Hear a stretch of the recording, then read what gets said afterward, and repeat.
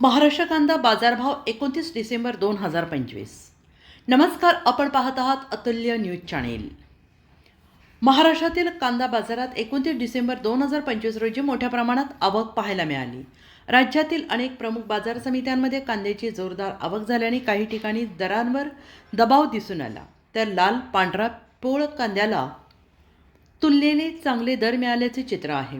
विशेषतः दर्जेदार, सुकलेला आणि साठवणुकीस योग्य असा कांदा असलेल्या शेतकऱ्यांना समाधानकारक भाव मिळाले.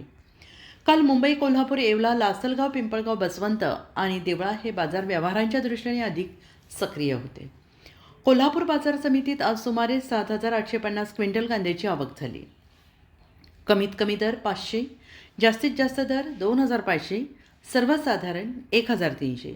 मोठ्या आवकेमुळे दर मर्यादित राहिले. येवला आणि येवला अंदरसूल लाल कांद्याच्या दर्जेदार मालाला चांगली मागणी होती. येवला सरासरी 1,850, अंदरसूल सरासरी 1,700.